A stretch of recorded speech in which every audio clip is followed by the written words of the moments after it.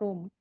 Jadi kita lihat, apa, model-model dari interaksi ini sebetulnya yang menerjemahkan antara keinginan user dan apa yang ada di dalam sebuah aplikasi atau dalam sebuah sistem. Lalu ada hal yang terkait dengan ergonomik. Ergonomik ini biasanya karakteristik fisik dari interaksi. Standar kenyamanan itu ergonomik. Lalu nanti kita lihat beberapa style dari interaksi yang ada di dalam sebuah aplikasi. Jadi nanti kan ada bermacam-macam interface ya, akan kita lihat beserta plus minusnya. Lalu nanti kaitannya dengan konteks sosial organisasi, karena kan nanti produk ini akan digunakan ya oleh misalnya oleh karyawan. Nah, apakah, aplikasi tadi misalnya menimbulkan motivasi untuk bekerja gitu, apa pengaruhnya? Nah, itu sebetulnya hal yang harus dipertimbangkan ketika kita membuat sebuah produk. Nah, yang kita lihat ya, apa yang dimaksud dengan interaksi? Di sini kan sebetulnya menunjukkan suatu komunikasi antara pengguna dengan sistem. Jadi antara pengguna dengan sebuah user interface, karena yang kita pelajari adalah antar muka. Nah, model interaksi sebetulnya untuk memahami ini, apa yang sedang terjadi ya ketika user berinteraksi dengan sistem. Nah, mereka akan, mengatasi atau menerjemahkan apa yang diinginkan oleh user gitu ya, dan apa yang dikerjakan oleh sistem. Nah, contoh kemarin kita sudah mengenal batch, sistem sistem, pemrosesan batch. Di sini kan pengguna ya, tidak ada interaksi sama sekali dengan sistem. Ya. Dia hanya kita hanya menyerahkan informasi ke dalam komputer. Lantas ya kita tinggalkan begitu saja. Nah, nanti sistem yang akan melakukan, tugas tersebut. Nah, ini satu pendekatan yang lain ya, yang memang sama sekali tidak ada, eee, apa, interaksi langsung dari pengguna. Nah, tetapi sebetulnya sistem komputer ini sudah bisa menyediakan, eee, proses yang kita inginkan dengan baik ya, walaupun tidak ada interaksi. Nah, kalau misalnya, semacam yang betul-betul full interaksi ya, misalnya VR. Nah, itu kan sudah hal yang berbeda ya. Jadi di situ memang interaktivitasnya sangat tinggi antara pengguna dengan, sistem. Nah, kalau ergonomik kita kan melihat lebih mengarah ke karakteristik fisik ya, bagaimana, efektivitas dari user interface atau misalnya interface yang ada di dalam sebuah alat, misalnya mouse, itu bisa mempengaruhi, efektivitas, efisiensi ketika kita berinteraksi. Nanti kan ada dialog ya antara pengguna dengan sistem. Nah, dialog ini kan ada beragam macam interface ya. Contoh misalnya kalau di dalam aplikasi ada kotak dialog. Nah, itu kan sebetulnya bagaimana kita bisa berinteraksi dan itu bisa mempengaruhi ya, dan bentuk-bentuk interaksi itu bisa mempengaruhi bentuk dari desain, user interface, ya. Jadi desain interface-nya pun bisa bermacam-macam. Nah, di sini ada nanti beberapa istilah ya yang terkait dengan interaksi. Lalu kita lihat ada namanya model Norman. Lalu nanti mungkin ada beberapa framework atau semacam konsep yang bisa kita gunakan ketika Anda mengembangkan sebuah sistem yang interaktif. Nah, di sini sebetulnya yang terkait dengan istilah, ada beberapa hal yang harus dipertimbangkan ya. Yang pertama nih sebetulnya kita harus tahu tujuannya dulu ya. Tujuan dari sistem interaktif. Apa sih yang akan kita buat? Tujuannya kan ingin membantu pengguna ya untuk mencapai goals-nya. Kita mau ngapain nih ke dalam interface tadi? Kita mau mencetak, mau ngeprint. Nah, itu kan sebuah goals.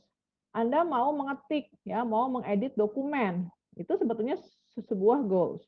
Nah, yang pertama kita harus tahu domainnya dulu ya. Domain ini terkait dengan bidang keahlian. Makanya saya nggak minta ya tugas besar yang betul-betul anak informatika diminta membuat sebuah desain. Karena di sini ini lebih ke ranah pengetahuannya ya yang terkait misalnya dengan desain grafis. Di sini ada beberapa pengetahuan yang mungkin kita tidak pelajari di kampus, ya, tetapi kamu secara konsep harus paham. Jadi di sini harus ada pengetahuan yang real di dunia nyata, misalnya terkait dengan bagaimana kita berinteraksi gitu ya dengan secara tradisional. Kamu belanja langsung di pasar. Seperti apa sih? Nanti itu akan diterjemahkan ke dalam sebuah produk ya, semacam misalnya toko online. Berarti di situ harus ada konsep desain grafis, nanti ada keahlian bagaimana kita menggabungkan menjadi sebuah produk, entah menggunakan authoring tools gitu ya. Atau kalau informatika menggunakan bahasa pemrograman. Kalau di Java mungkin ada Swing buat bikin user interface. Kalau di web, kamu belajar misalnya CSS buat ngatur layout, gimana kamu ngasih efek-efek ke dalam button. Nah, itu sebetulnya kan sebuah domain ya.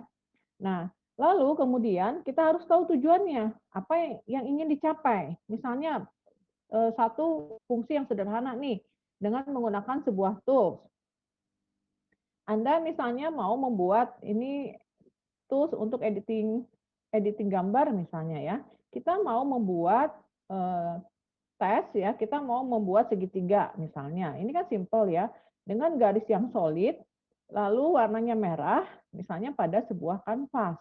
Nah, itu kan sebetulnya sebuah tujuan, sebuah goals ya, ketika kita menggunakan sebuah aplikasi. Nah, berarti ketika menerjemahkan ke dalam sebuah user interface, berarti harus tahu ya bagaimana user bisa melakukan hal seperti itu. Dan pada akhirnya eh, efeknya harus ada tindakan-tindakan ya yang memungkinkan user bisa melakukan tugas tersebut. Nah, apa nih yang tools yang harus tersedia? Ya, apa pilihan menu yang harus tersedia? Dan repotnya lagi sebetulnya ketika kita membuat sesuatu itu belum tentu loh langkahnya cuma satu langkah ya, cuma klik menu A, klik sub menu apa gitu. Belum tentu satu langkah seperti itu. Semacam kalau di misalnya kita ngetik aja, kita punya shortcut ya, jadi lebih spesifik ke apa yang sedang kita kerjakan daripada menawarkan user ke pilihan menu yang amat sangat banyak gitu ya. Jadi yang terkait dengan interaksi itu ada tiga. Misalnya paling istilah yang paling umum ya, kita mengenal domain. Siapa nih keahlian apa yang diperlukan? Lalu apa sih goals-nya? Ya, misalnya ketika Anda membuat sebuah interface ya, misalnya nggak usah satu aplikasi yang utuh, kita ambil satu fungsi yang kecil saja. Nah, apa sih tujuannya? Dari interface tadi kan banyak goals-goals yang harus dicapai ya. Saya mau print gitu, saya mau eh, ngatur format dokumen, itu goals. Kalau format dokumen itu kan isinya fungsi yang amat sangat banyak ya, ngatur margin, ngatur spasi, nanti ngatur font size, nah itu banyak sekali ya. Nanti dari situ dideskripsikan ya menjadi beberapa tugas apa yang harus dilakukan, manipulasi apa yang harus dilakukan gitu ya. Nah ini kan kaitannya dengan nanti dengan sebuah desain. Nah, kalau kita menggunakan model Norman, Donald Norman, di sini sebetulnya ada 3 tahapan ya. Ini model yang mungkin paling berpengaruh di dalam HCI ya, terkait dengan interaksi tadi. Di sini satu pendekatan yang cukup populer karena dia pemahamannya itu secara intuitif ya. Intuitif ini artinya user bisa melakukan secara naluri, ya nggak usah kamu mencerna menggunakan konsep bagaimana manusia berpikir, menarik kesimpulan gitu ya. Lantas bagaimana manusia bisa memahami itu nggak usah sampai seribet itu. Jadi seakan-akan gimana cara bahwa kita bisa melakukan sesuatu berdasarkan apa yang kita rasakan benar, ya. Bahkan tanpa penalaran yang sadar, tanpa kita sadar kita berpikir, ya. Tetapi kita sudah tahu nih apa yang harus kita lakukan. Naluri kita itu sudah bekerja gitu ya. Itu yang secara intuitif. Ini sebetulnya dia merumuskan semacam rencana gitu ya, tindakan. Kemudian akan dieksekusi ya di dalam sebuah antarmuka komputer. Jadi di sini tahapannya dia harus menetapkan goals, lalu intention. Jadi kita harus seakan-akan saya mau ngapain nih di situ, yaitu intention. Lalu setelah itu seakan-akan kita harus tahu dong apa urutan aksi yang harus kita lakukan ya pada sebuah interface, pada sebuah antarmuka. Nah, kemudian nanti kan aksi yang kita pilih itu akan dieksekusi ya. Setelah dieksekusi kita akan merasakan nih perubahannya. Kita tahu nih state apa yang sedang dilakukan. Kita bisa mengartikan ya dari sisi user. Lalu kita bisa menafsirkan kira-kira sistemnya sudah melakukan itu atau tidak. Kita bisa menginterpretasi dan kita bisa mengevaluasi apakah tindakan itu sesuai dengan goals atau tidak gitu ya. Jadi dia mendeskripsikan terkait dengan interaksi itu ada 7 tahap ya. Ini model yang selalu dijadikan acuan ya terkait dengan proses interaksi dengan sebuah aplikasi. Nah, berikutnya, ini mungkin di sini contoh ya bahwa dia memandang suatu proses eh, tahapan tadi itu ada semacam proses yang berulang. Jadi secara garis besar dia itu membagi ke dalam 2 tahapan besar ya dari 7 tahap tadi. Jadi tadi ya yang udah saya bilang dia menetapkan goals apa nih eh, tujuannya ingin dicapai. Lalu, nah di sini ada 3 tahap berikutnya ya. Kita menetapkan kita mau ngapain gitu ya. 3 tahap yang di kotak ini dia masuk ke dalam kategori execution. Berarti user dong yang melakukan ya. Termasuk kita menetapkan aksi tadi ya. Nah, itu ada kategori execution. Nah, 3 tahap di bagian bawah itu masuk ke bagian evaluasi ya. 3 tahap berikutnya itu tuh nanti ada ke dalam grup evaluasi. Jadi ada eksekusi dan ada evaluasi. Contoh di sini ya kalau lihat di textbook, contoh yang paling simpel, misalnya secara real tuh analoginya seperti ini. Jadi misalnya kita sedang bekerja di dalam suatu ruangan gitu ya. Anda sedang membaca buku, nah tiba-tiba harinya sudah sore, ya, otomatis kan ruangan menjadi gelap. Nah, baru dari itu kan kita tahu nih, oh saya lagi baca buku nih, tiba-tiba ruangan menjadi gelap karena sudah sore. Nah, berarti saya punya goals. Oh, ini saya ingin ruangan ini menjadi lebih terang. Nah, itu menunjukkan sebuah goals. Nah, dari situ kan saya punya intention, saya punya niat nih, saya harus menyalakan lampu. Misalnya lampu yang terdekat nih ada di lampu meja. Berarti kan kita otomatis sudah punya niat untuk menyalakan lampu. Nah, kemudian dari situ kita mulai menetapkan aksi, ya. Aksi apa sih yang saya perlukan? Sehingga nanti goals-nya ruangannya bisa terang. Nah, kemudian saya bisa mengeksekusi. Mengeksekusi saya misalnya tergantung aksi yang saya lakukan itu sebetulnya tergantung kondisi juga, ya bisa berbeda-beda, ya. Makanya di interface pun langkahnya kan bisa tidak hanya satu langkah itu saja. Nah, bisa jadi saya menekan tombol lampu gitu ya. Atau misalnya ketika ada orang lain yang lebih dekat dengan tombol lampu, otomatis niat saya udah beda nih. Ya, berarti saya akan minta tolong orang itu untuk menyalakan lampu. Nah, itu sebetulnya suatu intention. Lalu saya akan minta tolong. Nah, baru setelah itu ya kita akan cek nih apakah intention saya ini sama enggak dengan tindakan. Ya, itu kaitannya dengan eksekusi. Nah, bila sudah dieksekusi, kan kita akan dapat hasilnya nih, ya. Saya minta tolong nih, tolong nyalain lampu karena ada orang yang lebih dekat dengan saklek tombol lampu. Nah, setelah itu kan saya akan evaluasi ini, apakah saya setelah dieksekusi, saya akan melihat hasil. Apakah lampunya akan menyala atau tidak? Saya akan me, apa perceive state sistem state, saya akan merasakan kan lampunya udah nyala atau enggak. Nah, otomatis saya akan menginterpretasi ya. Saya akan menginterpretasi dari aksi tersebut. Nah, jika misalnya lampunya tidak nyala, saya akan evaluasi kenapa hal itu bisa terjadi, gitu ya. Nah, otomatis kan saya akan ngecek lagi nih, oh ternyata lampunya nggak nyala, ternyata kabel penghubungnya sudah terhubung dengan betul, gitu ya. Ternyata misalnya lampunya nggak bisa ruangannya tidak bisa jadi terang. Nah, berarti kan saya akan itu kan sebetulnya itu sudah dalam sebuah satu siklus gitu. Nah, kemudian saya akan merumuskan intention yang lain. Ya, karena itu kan looping terus ya. Oh, karena kondisi itu tidak bisa dipenuhi, otomatis saya akan memilih intention yang lain. Misalnya ya udah deh, saya nyalakan aja lampu utamanya, lampu ruangan yang lebih besar misalnya.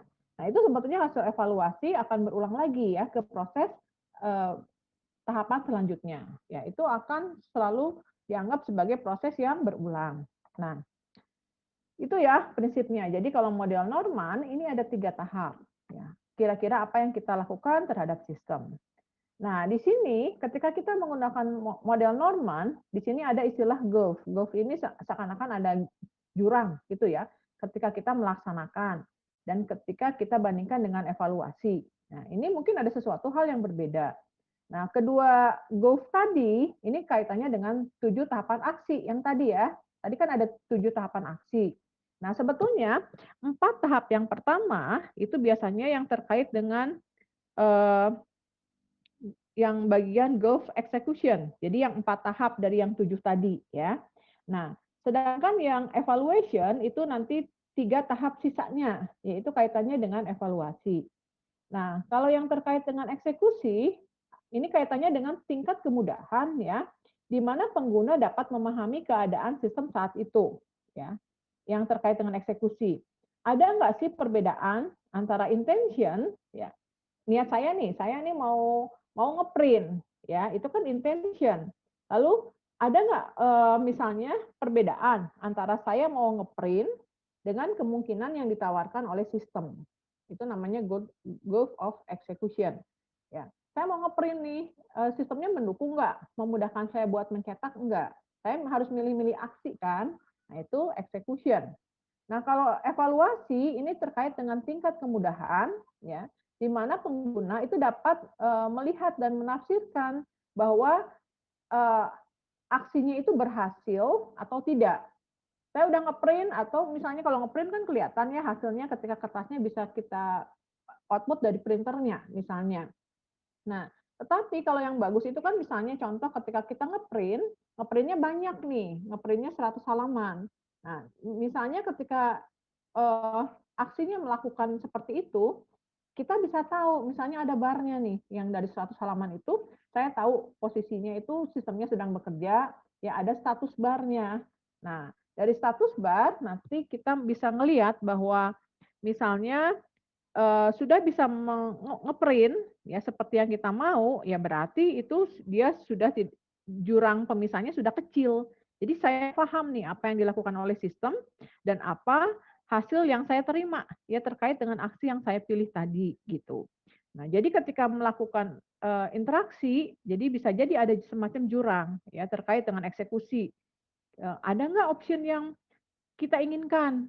Kita bisa menemukan nggak apa, eee, fungsi tadi dengan cepat, ya dalam sebuah interface, gitu. Itu kaitannya dengan eksekusi. Kalau evaluasi itu terkait dengan tingkat kemudahan untuk melihat atau menafsirkan dari tindakan. Karena ada beberapa aksi kan yang output-nya nggak bisa kita tahu, ya paling yang kita tahu ketika kita nginstall. Ya, ada tahapannya kan, yang kita kerjakan cuma next gitu kan. Itu kan sebetulnya untuk mengevaluasi, oh menafsirkan tindakan kita ini sudah berhasil atau tidak. Nah kalau kita tidak berhasil, biasanya kan kita nggak bisa nginstall, ya misalnya ada sesuatu yang error di sistem kita. Ketika kita mau nginstall, kita kan biasanya ada optionnya kita nggak bisa nginstall nih, karena ada sesuatu yang salah di sistem kita misalnya. Nah itu kaitannya dengan evaluasi. Kalau kita menginstall dengan sukses, kita kan cuma next, oh berarti tahapan pertamanya udah sukses. Next lagi, tahapan keduanya juga itu sudah sukses gitu ya. Nah, sampai misalnya setelah selesai, klik finish. Nah, itu kan sebetulnya memberikan kemudahan pengguna ya untuk melihat dan menafsirkan bahwa tindakan kita ini sudah berhasil atau tidak gitu ya. Nah, kalau jurangnya kecil berarti kan artinya kalau goalsnya itu kecil, artinya produk tadi itu mudah diterima gitu ya. Kalau goals eksekusinya kecil, evaluasinya kecil, artinya produknya mudah diterima, mudah ditafsirkan, ya, dan nanti pengguna bisa menggunakan produk tadi dengan mudah, gitu ya. Seperti itu. Nah, mungkin ketika kita berinteraksi itu ada beberapa error, ada human error. Nah, ini istilahnya ada slip, ada mistake. Nah, kalau slip itu biasanya misalnya kita tahu nih sistemnya itu seperti apa berjalannya. Kita udah paham, ya. Dan kita juga tahu goals-nya itu seperti apa. Lalu kita sudah tahu nih tindakan yang betul itu yang harus kita lakukan tuh apa di dalam interface tadi ya. Misalnya kamu mau tadi paling gampang mau ngeprint lah, kan cuman file print atau pilih icon yang berbentuk gambar printer. Nah, kita kan sudah tahu nih, sudah paham sistemnya seperti itu ya. Goals-nya udah tahu ini bakal bisa mencetak. Lalu kita udah memilih aksi itu dengan eh, apa tindakannya kita sudah tahu gitu ya. Tetapi aksi yang dipilihnya itu salah, yaitu namanya slip. Biasanya slip ini kalau di web ya ada semacam button-button yang kecil gitu. Saya udah ngerti sistemnya, cuman karena mungkin desainnya yang buruk membuat kita salah pilih. Misalnya terlalu berdekatan, ikonnya terlalu kecil-kecil gitu ya. Saya salah ngeklik sehingga tiba-tiba reaksinya dia link ke page yang berbeda gitu. Kan kalau sudah saya salah ngeklik, saya harus back gitu ya, atau aksi yang lain yang harus kita lakukan. Nah, kalau slip itu di bagian bawah dikasih tahu bahwa paling bagus kita membuat semacam interface yang desainnya itu yang lebih baik gitu. Itu namanya slip. Nah, ada lagi yang namanya mistake. Kalau ini sebetulnya uh, lebih ke tindakan kita yang salah. Ya, kita tidak memiliki, mungkin kita nggak tahu nih goals-nya mau ngapain. Ya, kita pakai tools-nya juga mungkin tidak paham. Nah, itu memang tindakannya yang salah. Ya, kita bisa tidak tahu goals-nya, gitu ya. Atau memang ya kita nggak ngerti sistemnya seperti apa, gitu. Jadi ada dua hal yang terjadi human error tadi, misalnya ya. Jadi kalau yang pertama itu kita sudah tahu sistemnya dengan baik, ya, tahu persis apa yang harus dilakukan, goals-nya juga sudah tahu. Ya, tapi kita salah ketik atau salah ngeklik, kesalahan yang tidak sengaja, ya, salah ngeklik button mouse gitu ya, itu disebut dengan slip.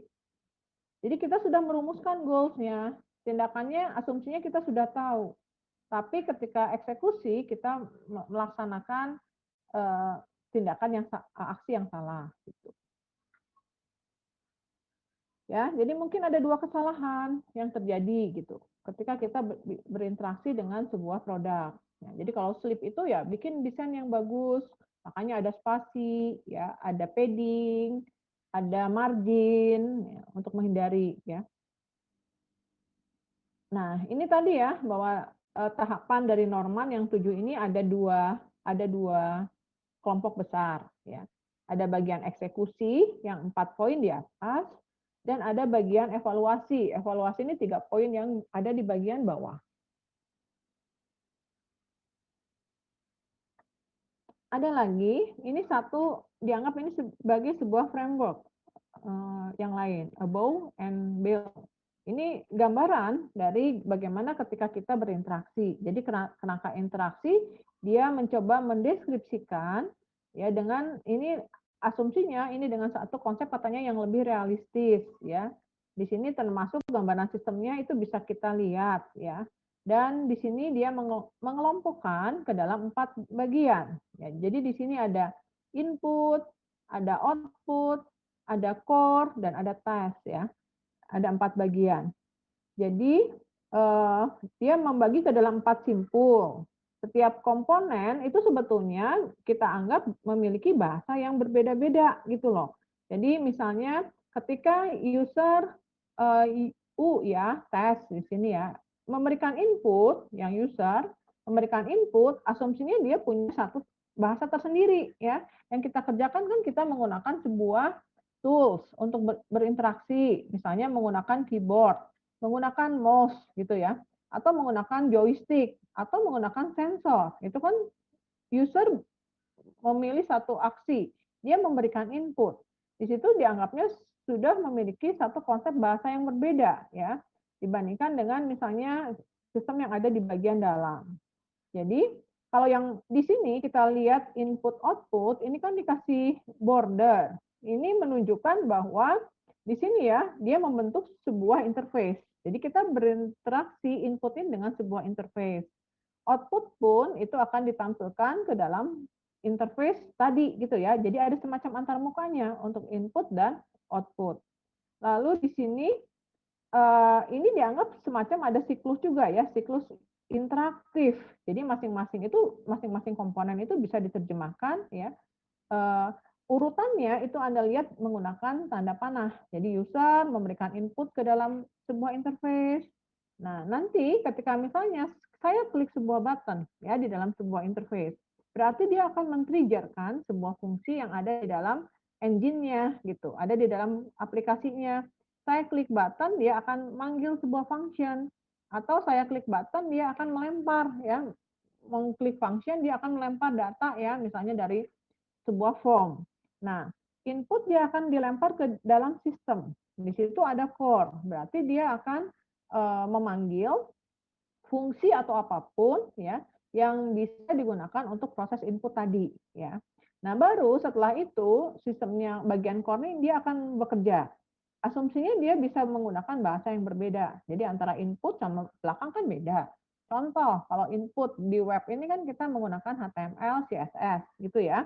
Atau kalau di bagian front end, bagian depan ini kita bisa pakai script seperti JavaScript gitu ya. Tetapi kalau sudah masuk ke sistem, itu kan kita kalau client server bisa di sistem ini dia menggunakan server side script gitu ya. Mau pakai Python, pakai PHP, pakai ASP, atau misalnya kalau semua mau prosesnya di bagian server, itu misalnya kalau script bisa pakai Node.js gitu ya. Nah, itu ada di bagian core. Jadi kita udah ngerti ya, bahasa dari user itu udah beda. Dia mentranslasi dari dunia dunia yang nyata ya. Kalau kita pakai mouse, Anda geser-geser mouse, kita milih menu, berarti kan dia harus tahu nih posisi koordinat dari menu atau pilihan menu yang saya klik. Itu kan harus diterjemahkan. Kalau Anda menggunakan screen touch screen sama ya, kayak Anda milih sesuatu, itu kan harus diterjemahkan ya ke dalam interface tadi. Nah, kemudian dia akan nge-trigger manggil fungsi atau apapun ya di dalam bagian sistem yang core tadi. Dan nanti hasilnya outputnya akan dilempar ke dalam interface juga ya. Hasil dari core itu berupa output akan dilempar ke dalam sebuah interface. Dan nanti hasilnya akan diterima juga oleh user gitu.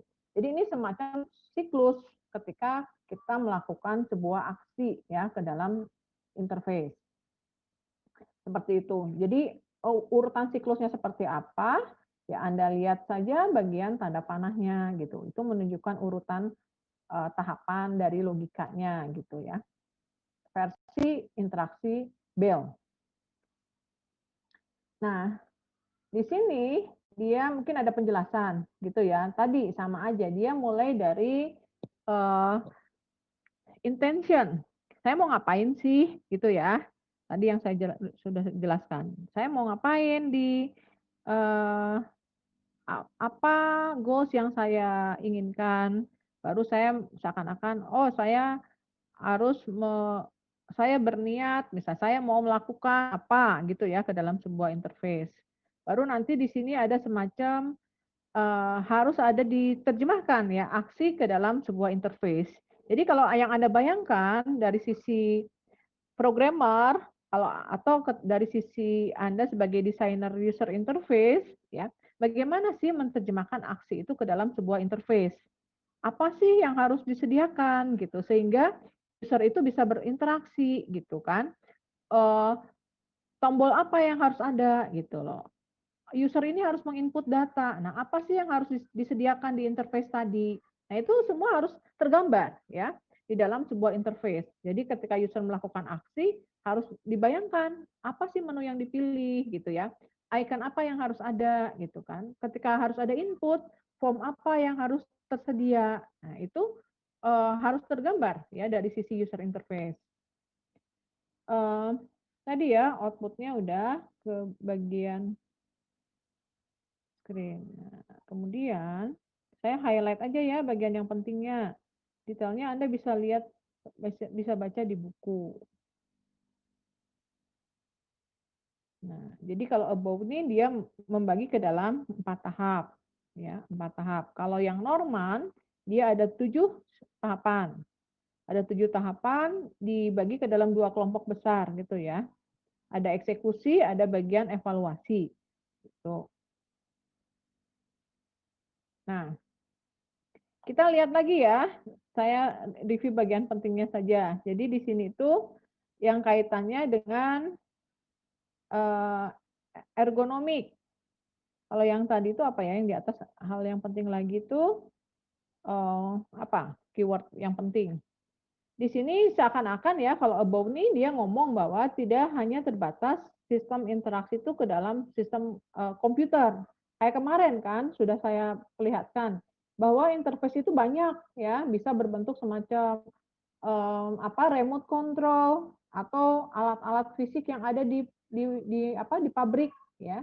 Itu semua dianggap sebagai eh, in- media untuk berinteraksi gitu ya.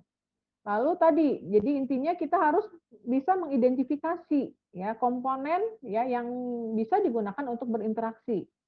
Jadi tampilan menu tuh menggambarkan engine yang ada kan. Di belakang aplikasi ini ada engine-nya. Kamu bikin aplikasi misalnya untuk uh, klasifikasi, klasifikasi uh, multiple object. Misalnya sistemnya gini, ada input nih, inputnya foto di jalan raya.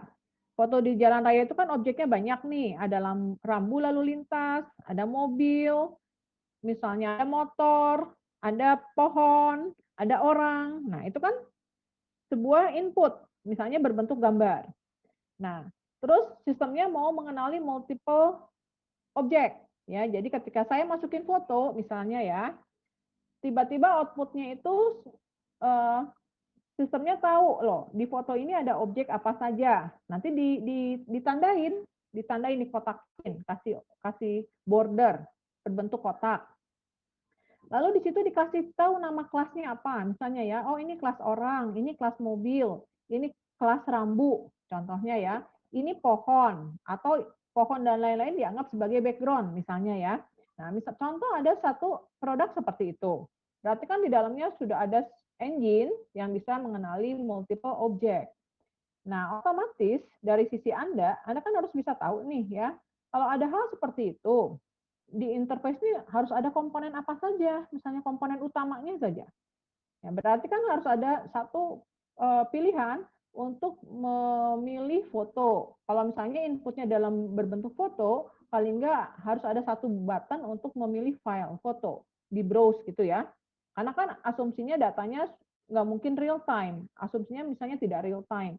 Data klasifikasi objeknya itu dari sebuah foto. Berarti harus ada satu button untuk nge-browse, untuk milih file, gambar misalnya. Nah, asumsinya sistemnya sudah diajarin, jadi pintar gitu ya. Kayak saya cuma mau ngecek, masukin foto, ya, nge-browse, baru ada semacam ada satu button, klik, ya. Nanti outputnya itu berarti misalnya foto yang sudah dikasih label.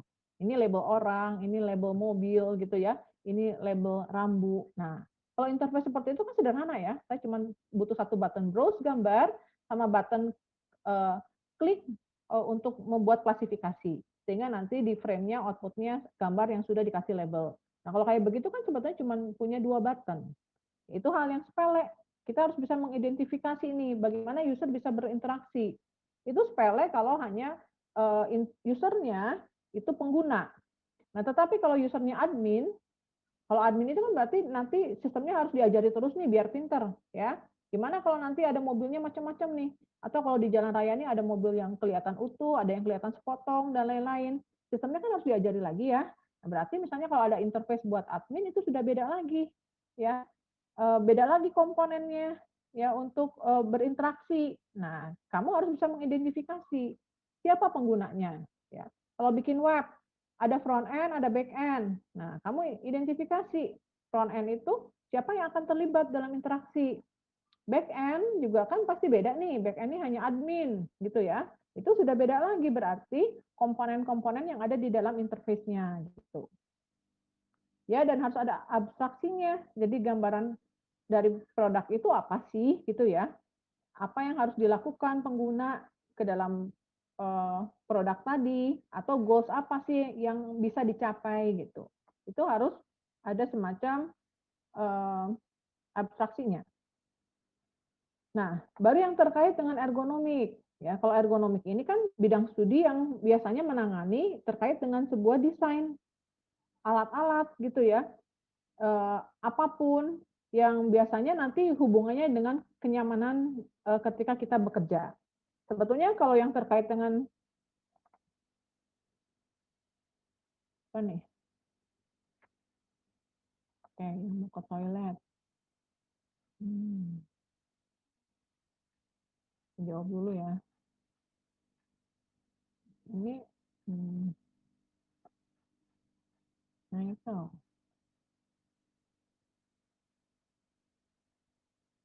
Michael, ada Mikael. Nah, oke aja deh Michael kalau mau ke toilet. Susah nyari namanya. Jadi bidang studi ya, yang dia mencari, menangani biasanya terkait dengan desain perangkat. Nah, tetapi kalau di dalam HCI juga kan sebetulnya ada standar terkait dengan kenyamanan. Walaupun mungkin itu tidak ada hubungannya dengan perangkat secara langsung. Tapi nanti di sini terkait dengan misalnya deskripsi dari eh, tes apa sih yang harus tersedia sehingga nanti kita bisa nyaman untuk bekerja gitu ya. Nah, kalau ini semacam ada standar ya ergonomik, ini semacam dia menetapkan standar atau bisa berbentuk guideline. Jadi antara standar dengan guideline itu sebetulnya beda. Kalau standar itu sesuatu yang harus dipatuhi ya. Kalau misalnya ada standar untuk membuat user interface ya, ketika kamu ada standar user interface, ada standar perangkat lunak. Nah, kalau standar itu kalau kita menggunakan standar itu harus dipatuhi. Kalau guideline itu kan hanya bersifat semacam guide. Jadi kita mau ikut boleh, mau enggak juga sebetulnya nggak apa-apa gitu ya. Nah, ini contoh gambaran nih ya, interface yang ada eh, di dunia industri. Contohnya ya, di sini kan sebetulnya ada hal yang berbeda ya. Kalau misalnya interface Office dan interface yang ada di eh, bidang yang lain di dunia industri. Nah, kalau di sini kan jelas berbeda ya, perangkatnya juga berbeda. Jadi misalnya di sini kalau contoh, kalau di Office itu kan kita berinteraksi langsung dengan sebuah produk, dengan aplikasi. Misalnya kalau orang kantor ya biasanya kerja dengan Microsoft Word, Excel gitu ya. Itu ada satu interface ya, interface yang ada di dalam sebuah aplikasi. Nah, kalau kita bicara interface, mungkin nanti ada juga interface yang sifatnya katanya tradisional itu yang simple tetapi dia bisa digunakan apa untuk proses-proses yang kita lakukan secara cepat gitu ya. Nah, kalau yang ini misalnya Office dengan industri ada beberapa karakteristik yang berbeda karena kan fungsinya juga berbeda, tugas yang dilakukan juga berbeda. Misalnya kalau di Office ini kaitan dengan tipe data, biasanya tekstual, kita ngetik gitu ya, lebih banyak ke main-main ke data teks. Nah, kalau yang di industri ini mungkin sedikit berbeda. Mungkin angkanya sudah berbentuk numerik. Ya cuman ada semacam interface screen yang kecil dia memuat angka-angka gitu ya, entah entah apa temperatur, temperatur yang ada di lingkungan situ gitu ya, atau apapun. Dan informasinya nggak mungkin panjang-panjang karena kan di dalam industri kan biasanya orang bukan eh, apa ya, dia secara fisik kan mungkin dia bisa mengerjakan yang lain, jadi dia sibuk gitu ya, bukan orang yang hanya duduk gitu ya, enggak. Operator pun operator mesin kan di situ. Nah lalu di sini yang terkait dengan uh, rate of change, jadi seberapa cepat sih informasi itu berubah gitu ya. Kalau di office itu cenderung dikatakan relatif lebih slow dibandingkan dengan industri, karena industri itu kan dia prosesnya sedang bekerja nih gitu ya, ada satu mesin misalnya dia sedang memproduksi eh, merakit atau apapun, nah itu kan prosesnya cepat. Malah kalau saya lihat ya, misalnya di tempat buat ngerakit mobil itu dia mau masang pintu itu eh, dia sudah menggunakan konsep robotika, karena kalau pakai orang itu kan eh, apa tidak praktis ya. Kalau pakai robot itu kan dia bisa mengangkat barang-barang yang berat ya. Pintu asumsinya berat. Nah, otomatis dia sistemnya itu nggak ada interface-nya. Jadi pintu mobil masuk ke ban berjalan gitu ya. Nanti ada di atasnya ada kamera yang nangkep ke pintu mobil. Terus karena itu dikenali sebagai pintu mobil, malah nanti prosesnya ada proses pengolahan citra di situ. Pintu mobilnya di apa? Kalau masang di ban berjalan ini agak miring-miring. Ya, dia proses pengenalan itu gambarnya difoto, lantas misalnya pintunya di-rotate gitu ya, di-rotate, di-crop, itu langsung pakai kamera hitam putih, nggak pakai kamera berwarna. Jadi dia biar lebih cepat ke proses pengenalan objek, karena di situ harus serba cepat, real time ya. Setelah ditangkap pintu mobilnya, nanti ada proses pengenalan secara cepat gitu ya, dikenali sebagai pintu mobil, baru nanti lengan robotnya bisa ngegrip. ada semacam magnetnya. Dia bukan ngegrip megang sih, dia semacam ada magnet. Sehingga dia bisa ngangkat, pintu mobil. Nah, itu kan sangat cepat prosesnya, ya. Kalau di office kan enggak ya, orang ngetik, nanti dikirim via email gitu kan.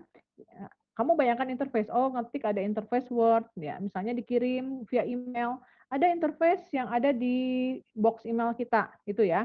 Itu kan prosesnya tidak real time seperti di dunia industri.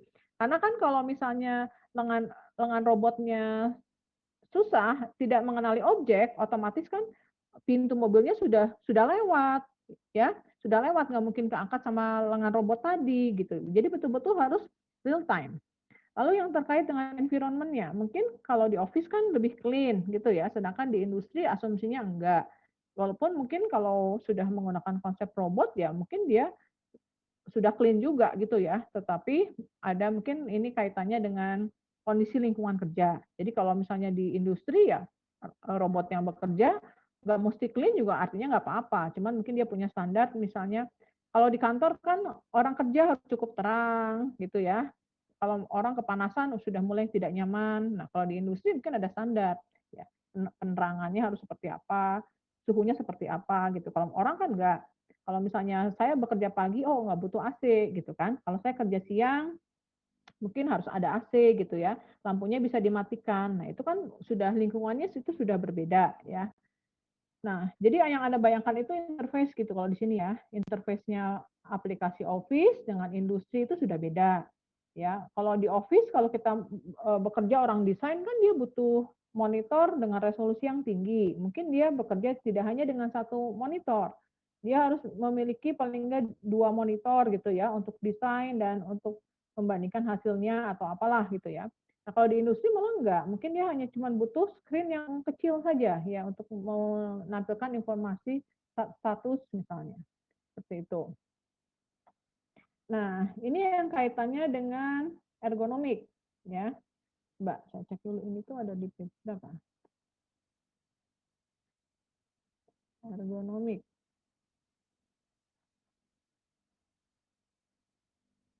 Oh, ini ada di halaman 18. Ini contoh terkait dengan ergonomik ya. Kemarin kan kita sudah tahu nih, ini kaitannya dengan pengaturan kontrol dan display.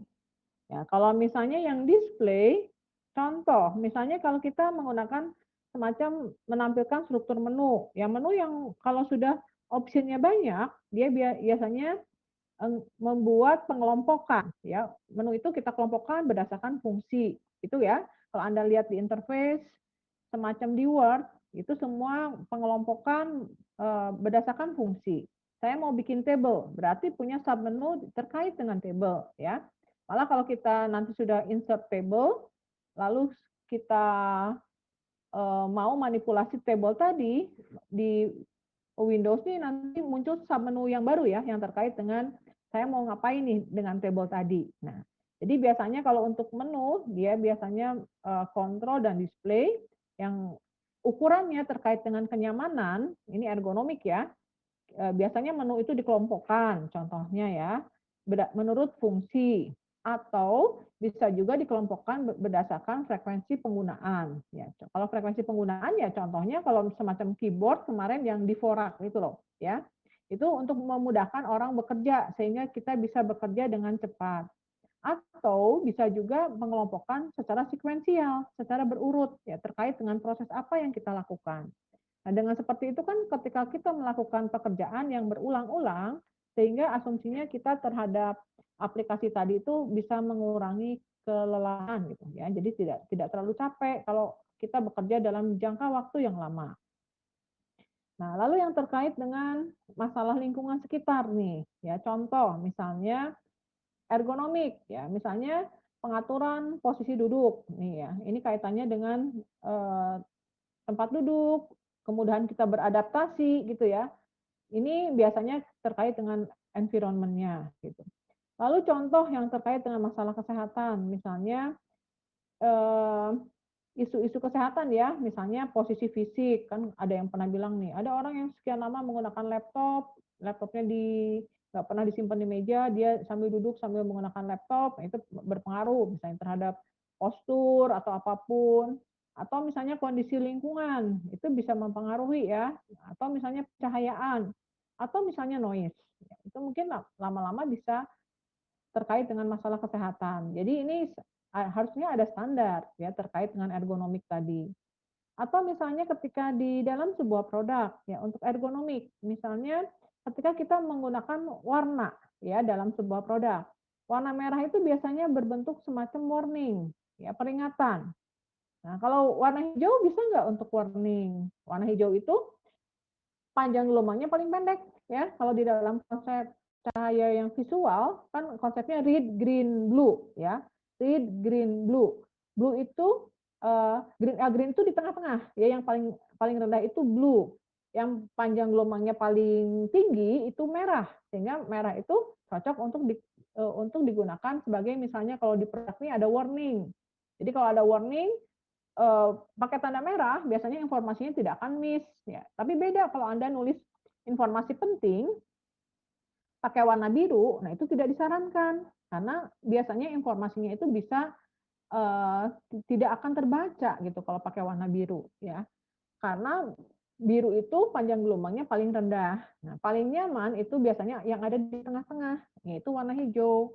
Karena hijau ini ada di middle lah, ya di panjang gelombang yang paling tengah-tengah. Itu membuat orang menjadi nyaman sebetulnya. Makanya mungkin kalau Anda lihat ya, misalnya rumah sakit, sekarang banyak yang pakai warna hijau karena tadi ya range-nya itu membuat kita nyaman. Lalu misalnya contoh yang harus kita tahu ya, misalnya terkait dengan kita harus tahu loh bahwa semua orang itu matanya mungkin tidak semua mata itu bisa menangkap warna gitu ya, warna yang umum tadi.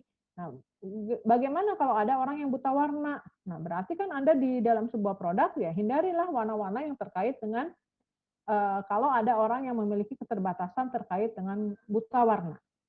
Kalau misalnya buat produk tahu gimana? Taunya dari mana nih ya warna yang tidak boleh digunakan terkait dengan buta warna. Biasanya nanti ada semacam standar nih kalau di web ya, ada semacam rujukan, ada semacam guideline warna mana yang disarankan dan warna seperti apa yang tidak boleh digunakan. Nah, malah kalau di dalam sebuah web nih ada semacam tools ya. eh, saya lupa namanya ya, tapi saya konsepnya tahu itu konsep image processing. Jadi misalnya ada web nih, ternyata web itu tidak bisa diakses oleh orang yang buta warna. Kalau nggak salah buta warna ini ada tiga macam ya, termasuk ada yang buta warna total. Kalau buta warna total itu sebetulnya apa yang dilihat itu betul-betul hitam putih. Nah, ada semacam tools nih, kalau misalnya buat orang yang buta warna, untuk mengatasinya kita tinggal dikasih linknya aja, link dari web tadi ya, ke tools tadi, sehingga nanti tools tadi bisa mengkonversi warna sesuai dengan tipe buta warna yang dialami oleh pengguna. Nah, ini sebetulnya untuk memudahkan gitu ya, memudahkan pengguna yang memiliki keterbatasan tadi. Kemarin kan di teori human udah dikasih tahu ya, malah banyak yang colorblind ini pria dibandingkan dengan wanita gitu ya. Pria lebih banyak yang mengalami buta warna gitu. Nah, atau mungkin juga kalau yang low vision. Kalau yang low vision gimana nih? Kalau dia harus menggunakan sebuah produk.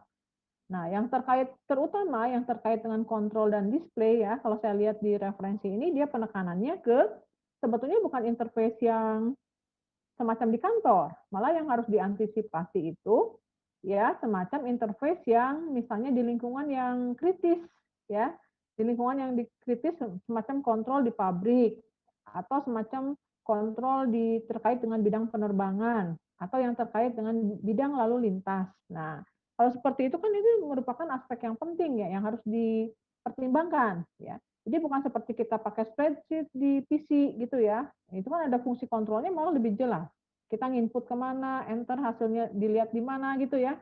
Bagaimana kita mau menghapus, mau mindahin data, itu jelas, itu lebih mudah. Tapi kalau kita sudah beralih ke aplikasi yang kritis, nah itu yang harus tahu nih bagaimana caranya. Atau misalnya ada semacam aplikasi ya yang dipakai di komputer. Tetapi misalnya kalau kita bekerja dalam jangka waktu yang lama, yang panjang gitu ya. Kamu kerja dengan komputer ini sebanyak 10 jam per hari. Nah, itu gimana cara nih kamu membuat semacam konsep ya untuk penggunaan yang lama, atau malah penggunaannya mungkin di bawah tekanan, ya orang kerja stres tinggi. Nah, gimana cara kita membuat konsep sehingga misalnya fungsi kontrolnya artinya gini, sehingga jangan sampai orang itu melakukan error gitu ketika sedang bekerja, ya. Kalaupun ada error kan sebetulnya gampang ya bisa di-undo gitu kan. Nah, itu contohnya. Tetapi bagaimana kalau ada satu kondisi ya yang ketika kita melakukan kesalahan, misalnya sistemnya buruk nih, ya dia nggak bisa menangani dengan baik misalnya. Nah, itu kan hal seperti itu sebetulnya kalau dari segi konsep interface ya itu buruk ya. Kalau ada kesalahan, ada human error, bagaimana penanganannya? Nah, itu kaitannya dengan fungsi kontrol sebetulnya. Nah, tadi nih contoh kalau di industrial interface itu ya biasanya kan dia berbentuk tombol-tombol ya yang digunakan. Jadi nggak mungkin lah di manufacture kita bekerja pakai keyboard ya enggak, itu mungkin di office. Lalu nanti di sini biasanya dia nanti kalau sekarang itu biasanya sudah berbentuk screen ya untuk menampilkan informasi walaupun mungkin screen-nya masih terbatas karena kan informasi yang dimunculkan juga terbatas gitu ya. Lalu kalau misalnya pakai glass interface ya mungkin sekarang sudah umum ya karena dia asumsinya lebih murah, lebih fleksibel, representasinya bisa multiple gitu ya. Contoh yang semacam di sebelah kanan ini simple ya. Ada semacam bar, dia menampilkan statusnya ada di mana, sudah berapa persen, dan dia bisa menampilkan angkanya 113 misalnya. Itu kan multiple, walaupun sepele ya. Jadi dia bisa membantu memahami dengan cepat gitu. Nah, visualnya ada, lalu angka yang eksaknya juga ditampilkan di situ. Lalu tadi ya, murah, fleksibel, terus mungkin di sini mungkin nggak ada sesuatu hal yang bisa menyebabkan kehilangan konteks misalnya. Kalau interface yang kompleks ya mungkin aja ya bisa terjadi kehilangan konteks. Tapi kalau informasi yang di industri itu kan informasinya terbatas gitu ya. Di sini biasanya nanti ada mungkin ada semacam tombol terhubung ke semacam perangkat gitu kan. Nah, nanti semua kontrol yang awalnya kalau sekarang kan idealnya kontrol yang orang awalnya cuma hanya button-button ya sudah diubah ke antar muka ya lain ya sehingga kita bisa tahu eh, apa kondisinya seperti apa. Kondisi paling akhirnya seperti apa. Lalu di sini apalagi nih? Ini contoh ya, mungkin bisa jadi diubah ke dalam bentuk grafik kalau datanya itu terlalu kompleks ya. Dalam bentuk grafik, lalu layarnya kan hanya terbatas ya. Di sini nggak ada tampilan menu apapun. Resolusinya juga terbatas. Resolusi terbatas. Karena fungsinya pun juga ini spesifik untuk satu fungsi tertentu. Nah, ada lagi ya yang terkait dengan ini kan tadi multiple representasi untuk mewakili tadi ya, memperjelas informasinya. Lalu ada lagi kalau di interface-nya ada misalnya ini ada direct, ada indirect. Kalau direct itu sebetulnya ya sesuatu yang kita alami direct manipulasi itu kan manipulasi langsung. Jadi seakan-akan kita ini di aplikasi Office ini asumsinya sudah direct. Aplikasi yang ada di komputer itu kalau interface-nya bagus itu sudah direct. Jadi seakan-akan kita bisa berinteraksi langsung dengan sebuah objek ya di dalam sebuah interface dan kita langsung mendapat feedback dari sistemnya. Dan yang paling bagus kita itu tahu ya apa yang kita kerjakan, posisi kita itu sudah sampai mana. Nah, itu biasanya dikatakan direct. Asumsinya kita berinteraksi langsung dengan dunia nyata. Contoh yang direct itu misalnya ya, kalau kita menggunakan Windows Explorer, lantas Anda mau memindahkan file, move ya. Nah, move ini kamu mindahin file dari satu folder ke folder yang lain.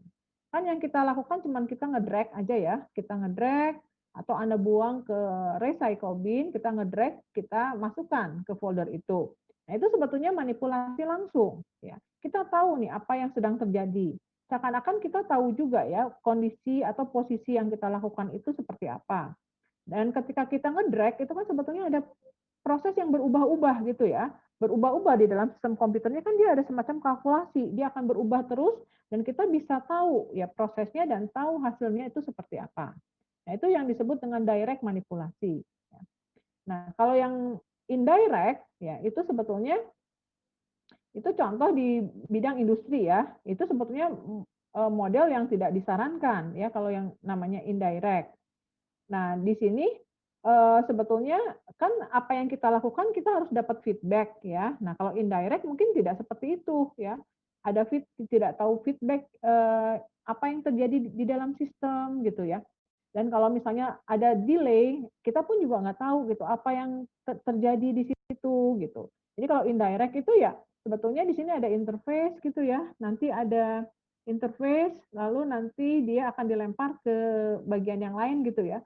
Nah, kalau yang indirect ini seakan-akan kita ya nggak tahu apa yang terjadi gitu di dalam sistemnya. Kalau yang direct, kita seakan-akan berinteraksi langsung dengan objeknya. Ya, berinteraksi langsung, kita tahu apa yang terjadi gitu. Jadi dari pengguna kita dapat feedback yang cepat gitu. Kalau yang direct, kalau yang indirect itu biasanya tidak gitu. Kita tidak tahu prosesnya apa yang terjadi gitu.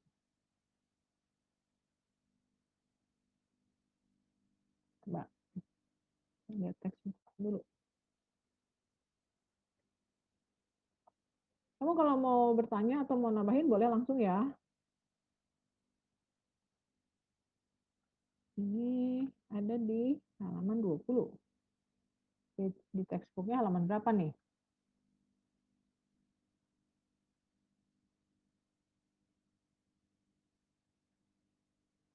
Jadi kalau yang direct kita berinteraksi langsung dengan dunia seakan-akan itu real, tapi itu dalam bentuk aplikasi berbasis komputer.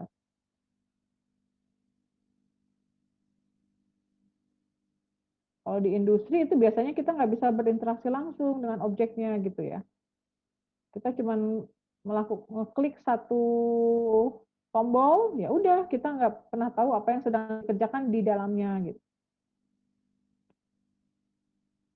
Jadi kalau yang direct itu feedbacknya cepat, ya langsung nanti akan di dikirimkan ke user sehingga user tahu tindakan apa yang terjadi, efeknya seperti apa gitu. Itu semua dikendalikan oleh antarmuka gitu. Kita bisa melihat, memantau hasilnya.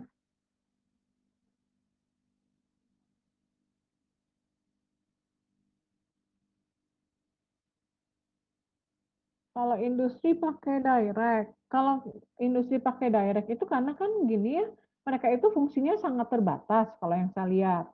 Jadi kalau misalnya eh, dan itu apa yang dikerjakan itu sangat eh, sangat apa ya, kalau di kayak kita pakai sebuah produk gitu ya, kalau saya pakai contoh kamu sudah ngedit foto pakai Photoshop, kan seakan-akan kita bisa memilih objek apapun di dalam tools tadi gitu ya.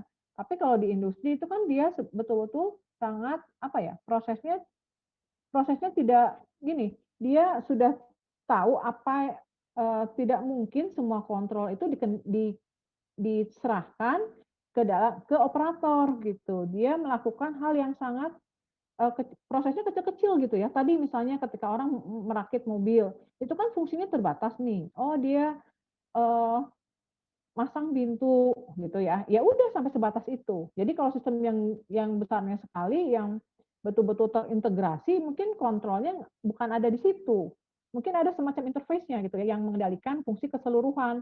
Jadi ketika misalnya gini, ada nih contoh ya, kalau yang contoh di interface di industri itu ada kakak kelasnya itu yang tugas akhir, dia buat produk untuk mengisi, jadi dia tuh bikin aplikasi buat ngecek isi botol, ya isi botol itu hanya untuk ngecek isi botol, dia nggak ada fungsi yang lain. Nah mungkin di belakangnya ada, tapi mesin itu pun fungsinya sangat terbatas. Jadi kalau dia hanya buat ngecek isi botol ya, isi botol itu gini. Jadi kalau di standar di pabrik ya, kalau kita mau ngisi, contoh pabrik Coca-Cola misalnya. Nah, di situ kan ada mesin yang bisa ngisi nih, ngisi Coca-Cola ke dalam botol.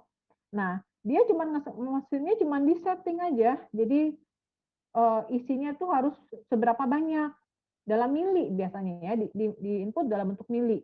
Nah, ya udah di setting aja mesinnya di input dalam bentuk mili. Udah aja, ya operatornya nggak tahu apa-apa, nanti cuma tinggal dicek aja. Ada botol yang berjalan, nanti botolnya diisi oleh minuman tadi.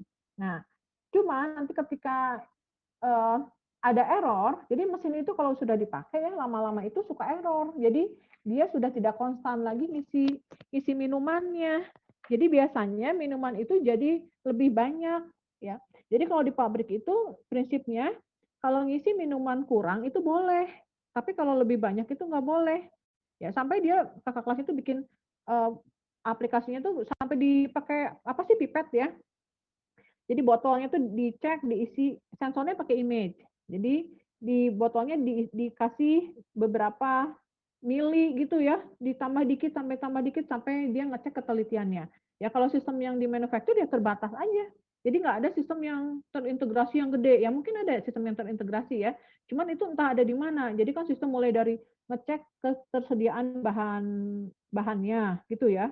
Nanti mulai dari bagaimana proses dia bahan mungkin harus diolah, nanti diolah harus dirakit sampai nanti kalau alat mungkin dirakit. Kalau makanan itu mungkin nanti ada semacam bahan, nanti dia bahannya harus dicampur gitu ya dengan ukuran tertentu. Misalnya kue dicampur dengan ukuran tertentu, biskuit dicampur dengan ukuran tertentu, nanti diproses, setelah diproses nanti di packing. Nah, kalau yang sistem yang gede itu sebetulnya di konsep manufacture itu ada namanya sistem yang terintegrasi langsung ke bahannya sampai ke bagaimana cara dia nimbang bahan, ke proses, ke packing, sampai ke bidang marketing. Jadi misalnya dari marketing itu bisa ngasih input, oh ternyata stok ini di pasaran sekarang uh, udah habis nih stok kuenya, jadi harus memproduksi lebih banyak. Nah itu sebetulnya ada informasi ke bagian produksi sehingga dia sistemnya tahu ya apa yang harus dikerjakan gitu. Oh ternyata sekarang kita harus memproduksi lebih banyak seperti itu ya. Mungkin ada sistem yang seperti itu, tetapi kalau di pabrik ini dia cuma benar-benar terbatas gitu. Biasanya hanya terbatas. Jadi cuma oh ini cek nih aplikasi buat ngisi botol. Ya udah, cuma tinggal di setting ya udah selesai gitu. Mungkin ke depan bisa aja sih buat sistem yang benar-benar direct. Cuman apakah itu tidak beresiko gitu loh. Kan kalau direct itu sangat beresiko. Ya operatornya siapa yang sanggup mengerjakan, kalau operatornya error gimana? Biasanya dia sangat terbatas banget karena dia kaitannya dengan fungsi kontrol. Kalau sampai salah itu susah. Jadi botol minuman ya cuma di setting. Isi Coca-Cola 200 mili. Ya udah dia kerja mesinnya 200 mili. Nanti ada sensor buat ngecek apakah botolnya itu sudah sampai 200 mili atau enggak. Nah, itu contohnya pakai sensor citra. Di foto. Setelah difoto nanti di fotonya nggak satu-satu loh, itu dia fotonya per apa ya, per lusin lah gitu misalnya. Di foto. Setelah difoto kan sistemnya real time ya. Difoto, di crop, udah di crop, dihitung isinya. Kalau lebih nggak mau nih, oh kalau lebih berarti mesinnya harus di set ulang, ya. Kayak gitu. Jadi nggak ada respon dari sistem bahwa oh ini loh sistemnya udah error gitu ya. Kalau direct kan begitu di setting botol masuk ada outputnya gitu ya, dia kita tahu prosesnya seperti apa dia ngitung gitu. Ini enggak, kalau sudah error ya kita harus ngecek manual, berarti itu kan tidak direct. Ngecek manual berarti mesinnya harus di setting ulang kayak gitu. Jadi seperti itu. Jadi kalau direct ya ke fungsi kontrolnya yang susah, ya beresiko. Siapa sih yang mau beresiko ya kalau nanti misalnya terjadi kesalahan. Jadi kan fungsi kontrol direct ini biasanya untuk fungsi-fungsi yang tertentu. Misalnya kalau ada aplikasi yang kita terjemahkan real di dunia nyata seperti apa, kita ubah ke dalam sebuah produk. Kalau di toko online, misalnya kita ngeklik masuk otomatis ke keranjang belanja, itu direct. Saya milih barang, terus ada button kan, apakah saya mau belanja, apakah mau add to cart, ya, saya klik dia masuk. Apakah saya mau membeli, saya klik itu nanti dilempar ke proses bisnis yang lain, itu direct. Ya. Kalau di industri kayaknya terlalu beresiko ya. Karena fungsinya diatur memang dibuat sangat terbatas. Kalau enggak ya tadi resikonya itu lebih ribet kan. Karena kalau di industri tuh gini ya, kalau saya kan beberapa TA-nya IF ini sama sama teknik industri ya, jadi beberapa mahasiswa nih ada TA dengan teknik industri, karena dia ngambil idenya dari jurusan teknik industri. Nah, kalau di contoh ya, yang terkait dengan tadi bidang industri, segimana sulit untuk mengontrol. Namanya mesin itu ya, misalnya paling contoh tuh kemarin ada TA-nya tuh yang bikin penjadwalan untuk mesin jahit, kayak sepele ya. Jadi mesin jahitnya itu misalnya ada beberapa, dan mesin jahit itu kan ada banyak-banyak jenisnya ya. Contohnya tuh misalnya kalau ada, mesin yang misalnya produksi baju, ada mesin buat motong, ada mesin buat menjahit, ada mesin buat obras gitu ya, ada mesin buat ngurusin kancing, ada resleting, itu ada mesin-mesinnya. Nah, sistemnya dia itu, bagaimana dia bisa membuat penjadwalan ya, sehingga nanti dari proses produksi itu tidak terjadi kerugian. Jadi maunya tuh ketika pabriknya berjalan gitu ya, semua mesin itu dibuat sibuk, jadi nggak ada yang idle gitu. Jadi kalau misalnya gimana cara bikin penjadwalannya, jadi setelah dipotong lari kemana, mesin potongnya juga jangan sampai idle, semua kerja terus gitu. Karena kalau nanti dia tidak bekerja, itu kan tetap aja itu masuk ke cost bagian produksi. Nah, kayak gitu ya, itu contoh. Itu kan, sistem untuk penjadwalan. Kalau kaitan dengan industri gitu, gimana cara sistem itu semua harus bisa berjalan dengan baik, ya. Eee, atau misalnya dengan bidang industri ya, kalau IF itu TA-nya, ini meleset dikit nih dari direct. TA-nya tuh kemarin ada yang ngusulin gini, ada di perusahaan kain, ini yang hubungan dengan mata kuliah saya aja ya. Eee, ada misalnya orang produksi tekstil. Nah, tekstil itu mungkin ada cacat kan. Nah, kalau lihat di beberapa video di internet sih kalau kain itu kan nanti berupa gulungan-gulungan ya yang ukurannya bisa puluhan, ratusan meter. Nah, cara nge-scan-nya itu nanti ada sensor kalau pakai gambar. Jadi nanti kain itu bakal di-scan dari kayak kayak nge-scan matriks lah ya. Dari posisi kolom pertama di-scan ke posisi ujung, ya ditangkap berupa gambar. Nanti begitu nanti ada area yang cacat, itu sistemnya bisa mengenali. Nah, kalau seperti itu kan dia sistemnya cuma nge-setting, pasang pasang, gulungan kainnya. Nah, nanti di-on kan mungkin ya, nanti komputernya mulai bekerja, gitu. Dan itu nggak ada status misalnya sudah berapa meter kain yang sudah diproses gitu. Dia cuma nge-scan aja, nge-scan, cari, oh ada bagian yang cacat. Dan itu pun nanti ngeceknya bakal manual lagi area mana yang cacat gitu. Harusnya kan kalau sistem yang bagus, nge-scan, oh ini kainnya itu misalnya kalau yang direct, kainnya ada 1000 meter gitu ya. Prosesnya berjalan sudah sampai berapa meter, itu kan harusnya ada status gitu ya. Lalu, bagian mana saja yang rusak, itu kan dia harus tahu posisinya. Nah, kalau ini enggak, dia bisa nge-scan tapi tetap aja jadi gabungan antara manual sama otomatis, tapi bukan otomatis penuh gitu ya, seperti itu. Mungkin sih ke depan bisa, tetapi kan kalau fungsi di manufacture itu lebih konsentrasinya lebih ke output ya, kalau lebih ke output. Bukan bukan feedback di screen mungkin, lebih ke output, harusnya ada sih ya, kalau misalnya orang bikin kue, biskuit, ada pernah nih cerita yang kerja di pabrik biskuit, masukin tepung sekian kilo gula dan lain-lain. Harusnya kan jelas ya, ada output-nya, barang yang dimasukkan, ketika diproses apa, kondisinya ada di mana gitu ya, semacam ada slider gitu kan, harusnya begitu ya. Nanti output-nya jadi berapa kue, kue itu kan suka disensor juga kan, mana kue yang bagus, mana yang gosong misalnya. Itu kan semua harusnya bisa dihitung secara real time. Nah, kalau yang sistem seperti itu kayaknya sepertinya belum ada sih. Jadi masih ada gabungan-gabungan manual. Itu nanti kalau TA-TA dengan teknik industri ya model-model begitu kamu bikin sistemnya, penjadwalan, bikin ngecek-ngecek apa, eee, penjadwalan mesinnya biar tidak idle, terus, bikin penjadwalan pengiriman barang, nah seperti itu. Nah, kalau dari cara-cara berinteraksi, ini terkait dengan sebuah interface yang ada di dalam komputer ya. Kamu pasti sudah tahu semua nih, tipe-tipe interface-nya. Di sini ada command line interface, ada sistem menu, ada natural language, itu menggunakan instruksi suara, ada berbentuk tanya jawab atau query dialog. Query dialog ini seperti query SQL. Kalau query answer ini, equation ini dia cuma tanya jawab, semacam aplikasi sistem pakar, itu kan ada tanya jawab ya. Ada juga interface yang berbentuk form field, jadi kita ngisi form. Jadi form ini kan dia lebih ke metafor ya. Jadi gambaran manualnya ada nih, berbentuk form manual. Kalau Anda ke bank diminta ngisi data, itu kan berbentuk form. Nah, lantas diterjemahkan ke dalam interface. Bentuk formnya kan persis betul-betul seperti form manual. Spreadsheet ini seperti Excel. Lalu ada window icon menu pointer, ya, WIM. Ada point and click. Point and click ini kalau kita ngeklik menggunakan mouse gitu ya, itu konsepnya dari konsep hypertext.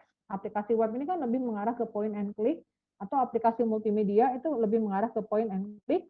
Baru nanti ada lagi ke three dimensional interfaces. Jadi objek yang sifatnya 3 dimensi. Maksudnya 3 dimensi itu apa? Maksudnya ya untuk meningkatkan pemahaman ya, sehingga nanti user ini merasa nih, saya sedang melakukan sesuatu di interface tersebut. Nah, ini command line. Siapa yang pernah pakai command line? Yang biasa sering menggunakan command line siapa? Yang basisnya menggunakan kita langsung berinteraksi dengan mengetikkan instruksinya ke dalam prompt biasanya. Itu namanya command line interface. Ini ada di, coba ya, di referensi ini ada di mana? Command line. Contohnya sistem Unix ya. Kalau di sistem yang lain ada di sistem Windows, itu kan ada yang menggunakan command line. Selain sistem Unix ada di sistem Windows. Command line itu biasanya kita bisa menulis dengan menyederhanakan ya. Kita cuma nulis 3 karakter, dia sudah bisa memprediksi apa yang kita tulis. Misalnya rename itu kan ada rename, ada 6 karakter. Kita nulis ren aja dia sudah tahu gitu. Ya, instruksinya biasanya bisa menggunakan fungsi key atau single karakter atau singkatan, abbreviate ya, atau seluruh kata, copy untuk mengcopy gitu ya, atau bisa sifatnya kombinasi. Ini kalau orang sudah ekspor itu bisa lebih cepat ya, cocok untuk tugas yang berulang. Dikatakan seperti itu. Tapi di sini lebih baik untuk expert ya dibandingkan untuk novice, pemula. Kalau pemula susah ya, mungkin interface-nya membingungkan. Dan itu kan tidak seperti direct, kan kita nggak tahu nih apa yang terjadi di dalam sistemnya langsung. Nggak ada kondisinya gitu ya, seperti apa, kita nggak tahu. Kita cuma ngetik, enter, oh nanti udah aja, copy misalnya dari C.2 bla bla bla kemana gitu ya, apa nama filenya saya pindahkan ke folder yang lain. Ya udah dia berpindah, tapi kan kita nggak tahu bahwa itu sudah ada di situ. Kalau biar kita tahu, kita harus cek lagi kan, cek lagi misalnya dilihat isinya sudah berpindah atau belum. Untuk melihat kita harus tahu fungsinya. Untuk melihat isi directory kan gitu ya, nggak bisa langsung secara visual bisa kita lihat. Ini kelebihannya, ini ada akses langsung ke dalam fungsi sistem ya. Kita seakan-akan bisa berinteraksi langsung ke dalam internalnya. Biasanya dia pakai istilah-istilah yang ada maknanya, copy, rename gitu ya, del, delete, seperti itu, move. Nah, contoh yang paling populer ya ada di dalam sistem Unix atau semacam di DOS itu juga sama ya. Dulu sebelum ada Windows ada DOS kan, disk operating system, atau ketika kamu menggunakan perintah prompt yang ada di Windows itu menggunakan command line. Nah, kalau buat ekspor sih ini mungkin lebih suka ya, lebih cepat gitu. Ada lagi yang konsepnya itu menggunakan menu ya, dia itu ya ada tampilan menu yang ditampilkan ke dalam screen. Menu itu bukan berarti kalau kita kan taunya sekarang misalnya menu itu menggunakan konsep window icon menu pointer seperti itu ya. Nah, sebetulnya kan bisa jadi menu ini hanya berbentuk tampilan menu dalam bentuk kontennya teks. Jadi bukan berarti menu itu berbasiskan visual, itu enggak. Jadi menu ya setnya pilihannya ditampilkan di screen. Kita milih menggunakan mouse biasanya ya. Nanti ada tombol-tombolnya juga yang kita pilih berdasarkan numerik atau abjad. Pakai kontrol apa gitu ya untuk milih ya. Kontrol A, kontrol C itu kan bisa. Lalu di sini kelebihannya ya, dia bisa eee, user nggak usah mengingat sesuatu, ya itu harusnya biar nggak ribet seperti command line. Kalau command line kan walaupun ada help-nya, help menyediakan list dari instruksi, tetapi kan user otomatis harus paling bagus kita ingat gitu ya. Nah kalau ini kurang menuntut user mengingat ya kalau menu. Jadi tinggal dilihat aja di list menunya kan. Nah, cuman di sini ketika orang menyusun, struktur menu, itu harus tahu nih gimana menyusun secara logika ya yang benar, dan nanti istilah itu harus ada maknanya gitu ya. Memberi nama istilah yang ada di menu itu harus ada maknanya.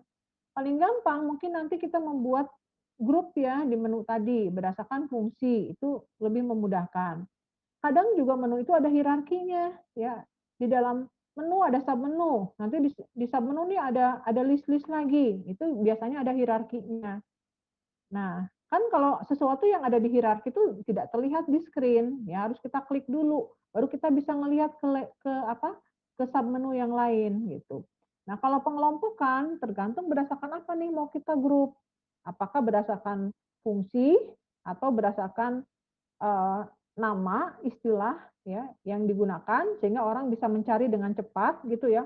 Misalnya kalau kopi ya, C, kopi ini kan C ya, cari aja, tulis aja nanti menunya yang terkait dengan kata abjad C lagi gitu. Sehingga kalau orang mau nyari itu bisa dengan cepat. Nah, berarti kan kita harus tahu juga nih fungsi apa yang kira-kira ada di situ, istilahnya apa gitu. Kalau yang umum kan dia di grup berdasarkan fungsinya gitu ya. Bikin tabel ya dibuat satu grup, ya menambahkan gambar, ada grup lagi gitu kan. Mengatur paragraf, dia bikin grup lagi. Ada juga mungkin pilihan yang paling cepat itu mengetikkan huruf awal yang diinginkan. Jadi pakai tombol key yang ada di keyboard. Jadi kita menekan karakter tertentu, nanti dia bisa membantu sebagai shortcut ya untuk memilih dengan cepat. Nah, mungkin kalau yang lebih detail itu ya sudah ada di konsep WIM, ya window icon menu pointer. Itu yang lebih familiar buat pengguna. Ada lagi ya kalau mau lebih bagus ini menggunakan natural language, menggunakan bahasa sehari-hari ya yang akrab buat pengguna. Semacam di Microsoft Kinect ya, kan kita bisa memberikan instruksi menggunakan suara. Jadi harus ada semacam pengenalan suara atau harus ada ketika saya menginput data itu menggunakan konsep bahasa alami.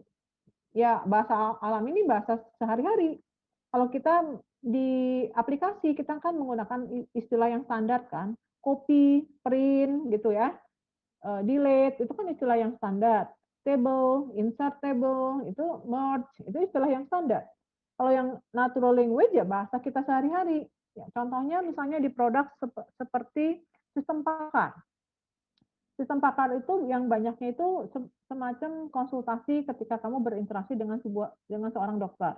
Jadi ada aplikasi yang memungkinkan kita buat ngobrol gitu ya, entah dokter, entah apa atau apapun. Biasanya terkait dengan satu bidang keahlian tertentu kalau sistem pakar gitu ya. Kan namanya pakar. Kalau pakar kan nggak mungkin semua bidang dia dikuasai. Jadi untuk lebih ke satu bidang tertentu. Misalnya sistem pakar untuk apa?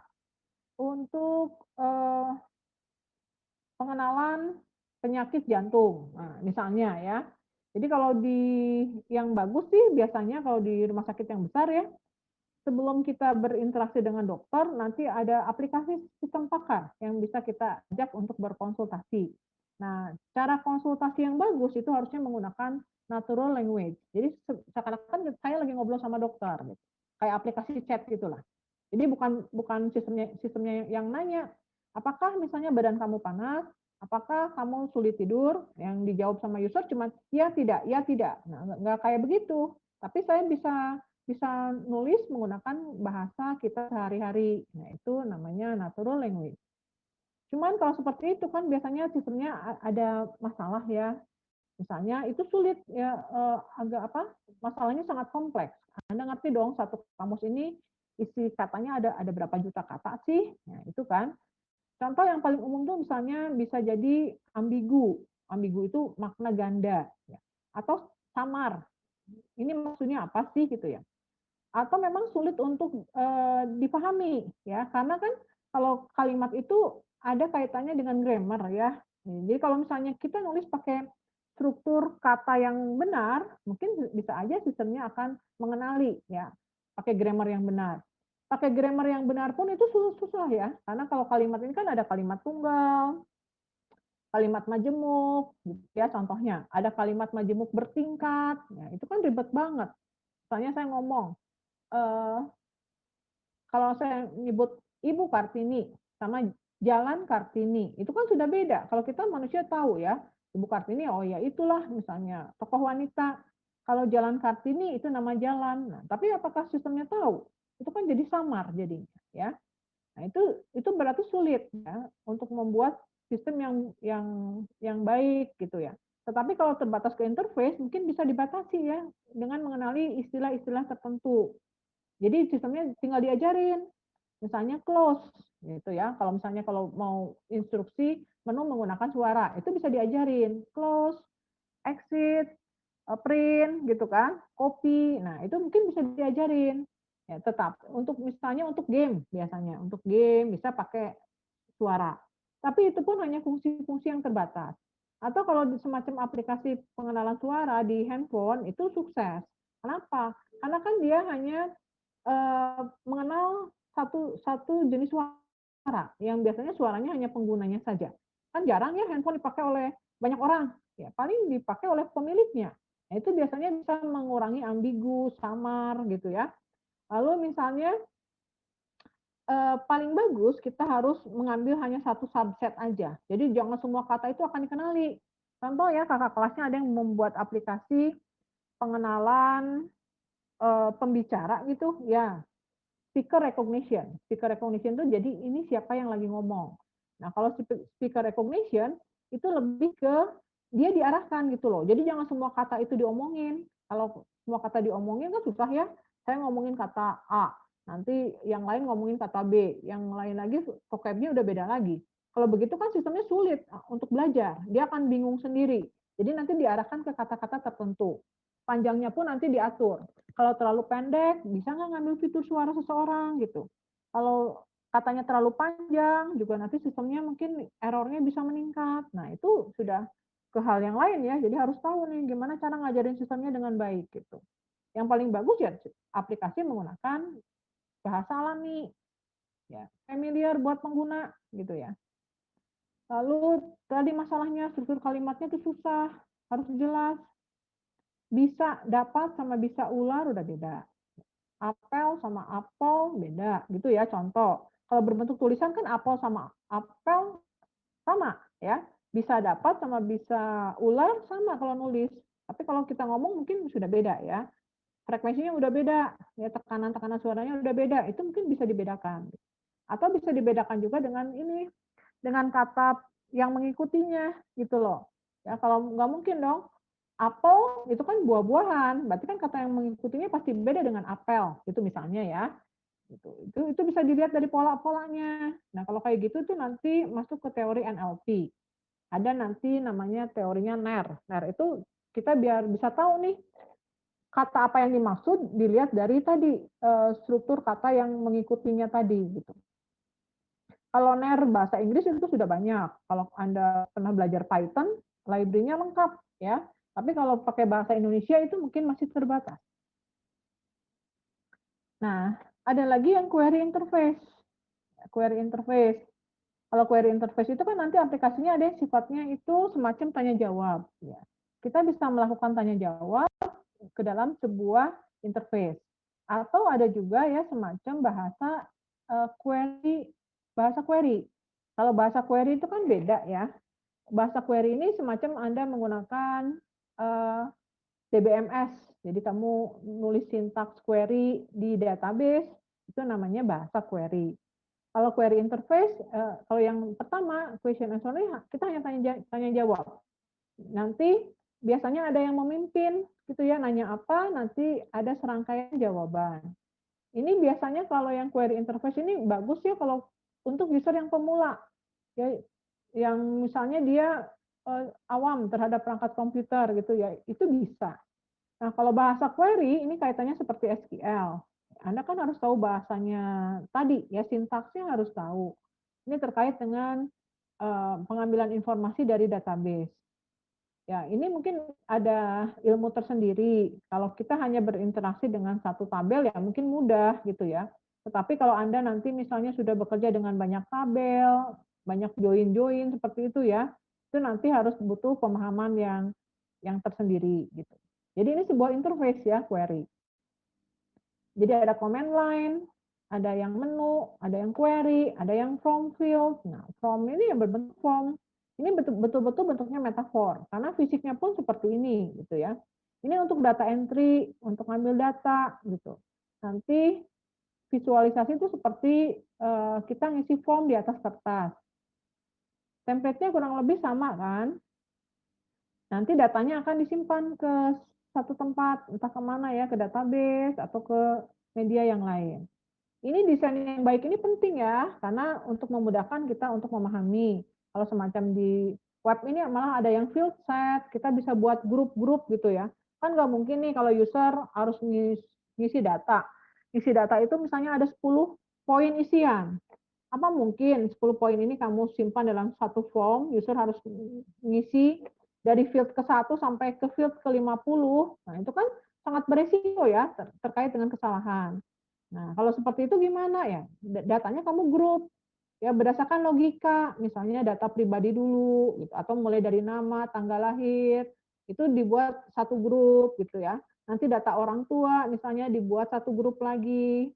Kalaupun masih dalam satu form itu masih kepanjangan, kalau di aplikasi kan kamu bisa bagi ke dalam beberapa halaman, beberapa page. Jadi tinggal diisi next gitu ya, diisi lagi, next lagi, baru submit, baru dikirim ke server. Itu satu contoh kalau yang terkait dengan form field. Kalau ngisi, biasanya pakai tombol tab, dia akan pindah field-nya kan, akan melompat nih. Lancaster, tab, baru Atlanta diisi, gitu kan, menggunakan hanya tombol tab. Atau kalau di web ini, kalau saya double klik start from, itu kan pakai label kan. Pakai label berarti pointernya ada di dalam field tempat kita ngisi data. Nah, seperti itu. Itu kan sebetulnya interface yang bagus kalau begitu. Ya. Sehingga kan kalau user awam, dia nggak tahu nih, cara ngeklik aja kadang susah banget gitu ya. Nah itu. Terus misalnya kalau yang semacam interface kayak begini, antara tombol radio first class sama second itu apa, dikasih jarak yang bagus, sehingga memudahkan gitu. Atau kalau orang harus mengisi apa ya, alamat. Kalau alamat ada kode pos, ya lebih bagus diarahkan aja kode posnya yang ada nih kamu simpan ke dalam database atau tarik dari database apa, punya punya kantor pos mungkin, sehingga user nggak usah ngisi, cuma tinggal nyari aja. Atau bisa prediktif, saya nulis alamat, langsung dia bisa nge-search, oh kira-kira alamat di sini itu ada di kode pos yang mana gitu. Itu kan pakai aplikasi Google Map gitu ya, itu kan keren. Jadi itu lebih memudahkan user untuk mengisi sehingga biar mengurangi kesalahan pengguna. Ada lagi mungkin yang lebih kompleks nih yang spreadsheet, physical, Excel. Ini kan aplikasi yang keren sebetulnya ya, karena kan dia mengikuti bentuk yang real juga. Ada grid-nya, ada sel-nya, orang bisa ngisi formula gitu kan. Nanti kita bisa masukin rumus-rumus di sel tadi. Itu aplikasi yang bagus banget sebetulnya ya. Canggih gitu ya dibandingkan form tadi.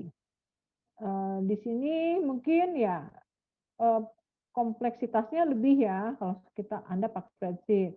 Harus tahu gimana masukin rumus, gimana aturannya kalau kita pakai formula gitu ya. Bagaimana aturannya kalau kita manipulasi nilai, seperti itu. Kalau kita pakai function, main-mainin parameternya itu harus seperti apa. Itu kita harus punya pemahaman tersendiri gitu untuk manipulasi. Ya. Nah, baru nextnya ada WIM. Ini yang kita gunakan sekarang nih, window, icon. Ya, ada menunya, ada pointernya. Ini paling populer, cuman kalau pakai window gini kan sebetulnya resolusi screen kita terbatas ya. Sehingga misalnya menu itu bisa kita tumpuk atau berbentuk tile gitu ya. Sehingga nanti dalam screen kita ini ada banyak banget menu yang terbuka walaupun ukurannya kecil-kecil. Nah, seperti itu. Itu sebetulnya hal itu terjadi kenapa? Kita bisa ada option-option untuk setting menu. Karena menu itu memakan space gitu, memakan space yang gede, ngabisin area monitor. Akhirnya nanti tadi menu itu bisa ditumpuk, bisa dibuat, terpisah tapi kecil-kecil, screen-nya bisa dibagi, seperti itu ya. Itu mengatasi kelemahan dari menu yang memakan banyak space. Atau di bagian taskbar ada bantuan kan, beberapa aplikasi yang aktif tuh ada icon-iconnya di situ. Nah, itu untuk mengatasi tadi masalah menu yang menghabiskan space. Baru ada point and click. Ini tuh gara-gara konsep hypertext ya, sehingga banyak banget yang konsepnya point and click. Biasanya ada di aplikasi multimedia. Ya. Jadi user tuh kan jarang banget input data. Tapi kita cuma memilih dengan mengklik. Ya. Kalau hypertext kan ada di web browser ya untuk melakukan pemilihan. Jadi kita melakukan tindakan memilih menggunakan klik mouse. Ini minimal typing ya, usahakan minimal. Asumsinya nggak ada input apapun yang dilakukan oleh user. Ini misalnya kita nyari location ya di map, ada icon. Icon itu sebetulnya satu standar itu objek grafis ya. Kalau icon tuh ada aturan. Icon tuh ada ukuran tertentu. Biasanya ukuran yang namanya icon itu dibuat standar. Sehingga sistem operasi manapun juga dia punya standar yang sama. Icon tuh biasanya ukurannya 2 pangkat N kelipatannya. Jadi misalnya 2 pangkat N itu misalnya 2 pangkat 3 8. Berarti 8 kali 8 piksel. 2 pangkat 4. Oh, berarti ukurannya 16 kali 16, 32 kali 32 dan seterusnya gitu. Baru berikutnya ada three dimensional interfaces. Jadi ini interface berbentuk 3 dimensi. Maksudnya apa? Maksudnya itu dia bisa efek ini sebetulnya untuk meningkatkan pengalaman pengguna. Jadi kalau kamu lihat button yang dikasih efek-efek atau apapun, tujuannya itu bukan untuk keren-kerenan, tetapi meningkatkan pengalaman pengguna ya terhadap suatu interface. Jadi apa yang kita lakukan itu kita benar-benar apa ya, orang tuh merasa kita melakukan sesuatu gitu ya di interface tadi. Contoh kalau misalnya ada istilah hover, mouse hover, itu kan sebenarnya biar user tahu kita melakukan hover loh di situ, sehingga ada efeknya ke dalam interface tadi gitu ya. Jadi di sini untuk meningkatkan penggunaan. Teknik yang paling sederhana itu biasanya di di window tadi ya, dikasih efek, kasih highlight. Affordance itu, visual affordance itu apa ya? Jadi secara visual itu yang memungkinkan kita memahami ya terhadap objek itu kita mau ngapain. Affordance misalnya contoh gambar ada gelas ya, ada gelasnya ada pegangannya kan. Nah, pegangan itu sifatnya affordance. Jadi user dengan melihat itu tahu, ini loh kalau megang gelas ini telinganya ini yang kita pegang misalnya. Itu namanya affordance.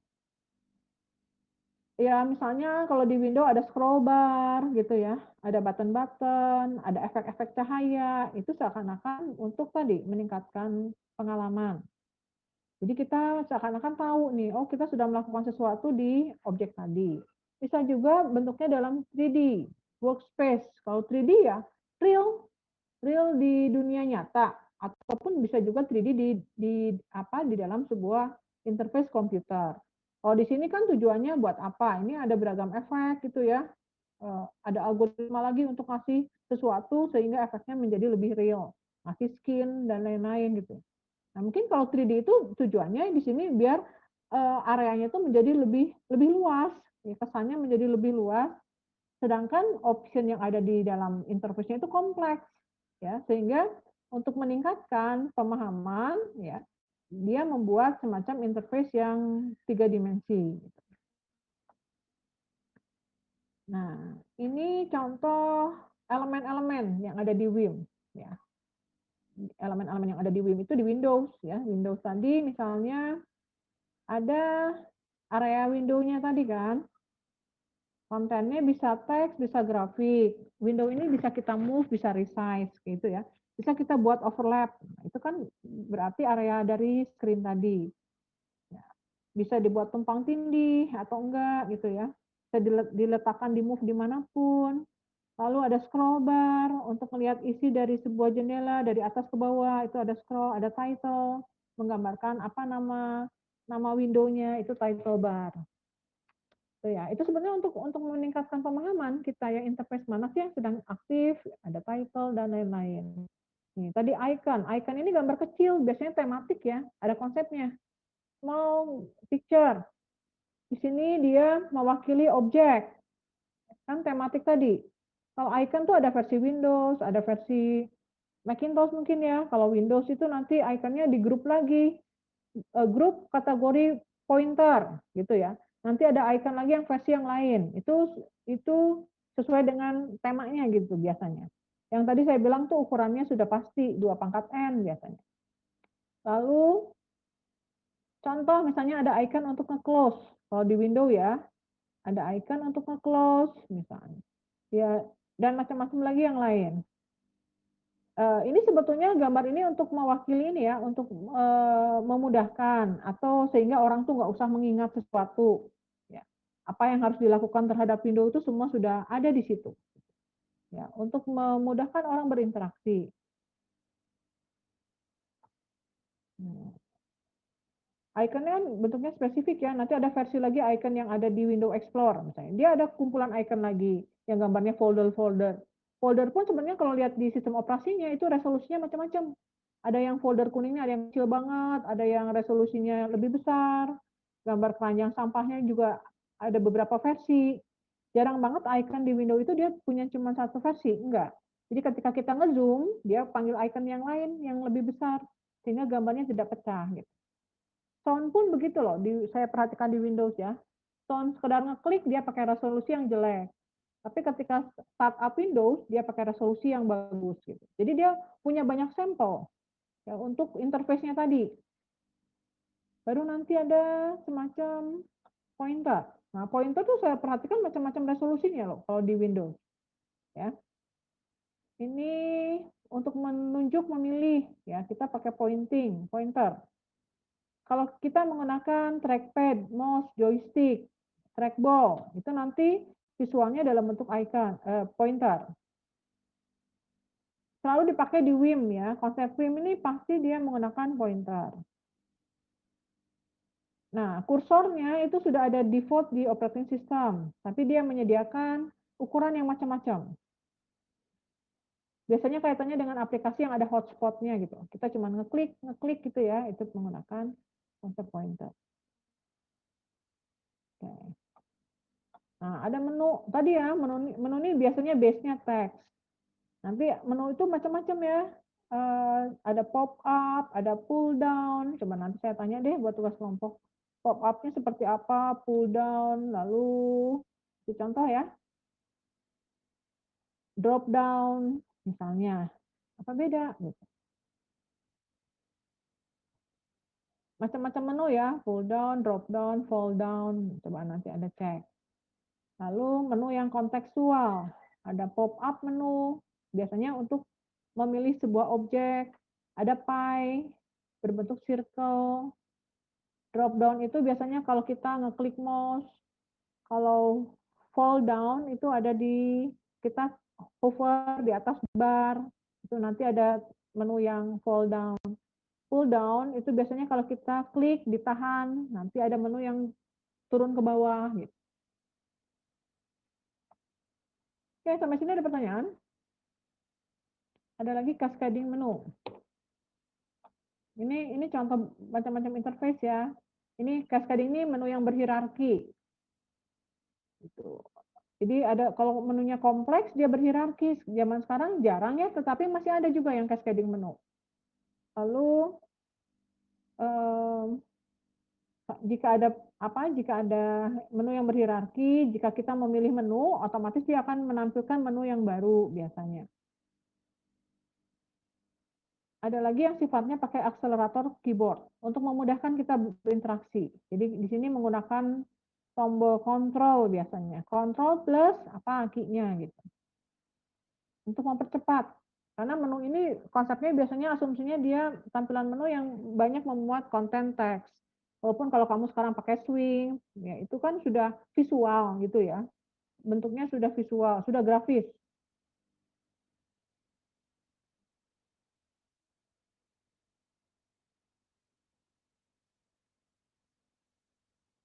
Nah, kalau yang terkait dengan menu, misalnya ketika kamu membuat sebuah produk ya, berarti ada beberapa hal yang harus dipertimbangkan. Apa sih yang terjadi masalah yang terkait dengan menu? Berarti kan kamu harus tahu nih, kalau kamu tadi bikin produk, bikin kamu punya engine, game, sama engine-nya untuk klasifikasi objek gitu ya. Berarti kan kamu harus tahu nih, kira-kira desain menu seperti apa yang tepat untuk digunakan, misalnya. Lalu, apa sih yang harus kamu tambahkan di dalam option menu tadi? Ya, mungkin menu ini ada banyak beberapa pilihan ya. Kamu harus tahu nih, apa yang harus ditawarkan sehingga itu menggambarkan engine yang kamu buat gitu. Jadi kan kamu punya sederetan function yang sudah dibuat. Lalu harus ada option apa yang kamu tawarkan di menu tadi sehingga user tahu nih apa yang harus dilakukan terhadap sistem tadi gitu. Lalu yang lain lagi misalnya ketika menggunakan kata apa yang tepat yang mewakili tindakan atau deskripsi dari produk yang kamu buat. Jadi memilih kata itu nggak gampang. Karena kita ini kan saya bilang kita cuma bukan kelas pencipta ya, kita cuma pakai produk saja yang dijual oleh orang lain. Ya, kita nggak pernah mikir kalau bikin produk beneran, penggunaan istilah yang tepat itu seperti apa gitu. Itu sebetulnya tidak mudah, karena kan harus menggunakan istilah yang tepat. Kadang ada satu kata, oh ini bisa digunakan, tetapi misalnya buat orang lain, oh kata ini kurang tepat nih, kurang powerful misalnya, gitu ya. Cari kata yang lebih simpel lagi, gitu, yang mewakili tindakan, yang lebih powerful-nya apa misalnya. Lalu bagaimana kita membuat grup dari item. Jadi kalau kita punya struktur menu yang kompleks, bagaimana kita membuat grup tadi ya untuk menu yang akan kita buat. Lalu bagaimana kita memilih kalau kita mau menggunakan akselerator dari keyboard. Tadi mau pakai fungsi kontrol. Atau kamu mau bikin game nih, untuk move nih nggak usah pakai yang lain ya. Kamu mau pakai key yang ada di keyboard. Pakai tombol apa nih yang akan kamu gunakan? Spacebar dan apa untuk melompat gitu ya. Spacebar dan apa untuk geser kanan, geser kiri misalnya. Itu kan harus dipilih, dipikirkan. Biasanya ya pakai sesuatu yang bukan sesuatu fungsi yang aneh-aneh ya. Paling tepat sih kita pakai sesuatu yang biasa digunakan. Sehingga user nggak usah beradaptasi lagi gitu terhadap desain yang kamu buat. Oke, sampai sini ada pertanyaan? Nanti mungkin saya kasih ini aja ya, kasih beberapa tugas kelompok ya terkait dengan contoh-contoh menu. Oke, ada pertanyaan? Ikutin nggak yang lain? Atau nggak ada nggak? Nggak ada, Bu. Belum ada, Bu. Ikuti ya, tapi ya, kalau nggak mau ngikuti bukunya dibaca. Saya sekarang kasih tugas kelompok ya, simple, terkait dengan macam-macam menu.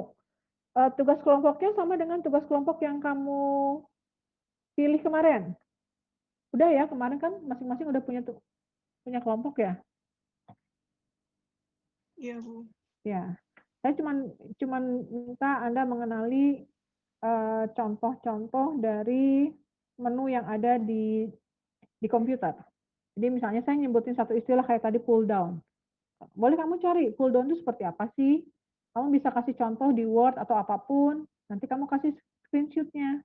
Ini loh menu pull down kayak gitu ya.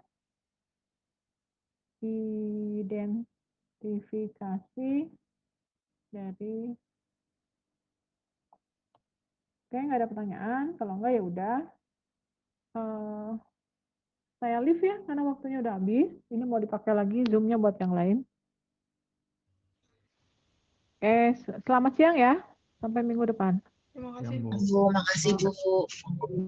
Terima kasih, Bu. Ya.